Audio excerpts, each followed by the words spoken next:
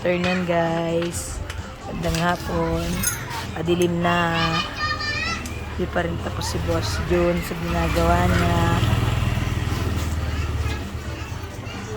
Nagpalit siya ng black ng Mio. Sol. Ay. Ayan yung kanyang. Ayan.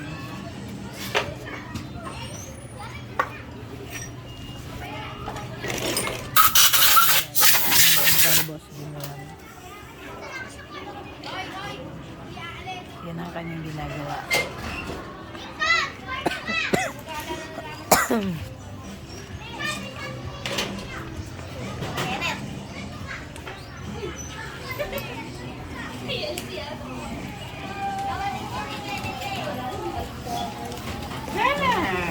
Kakaabahan ng aming boss. Kaya pa sa aming shop. Ayan guys. Ang kalat ng shop namin, di ba? Puro kalat.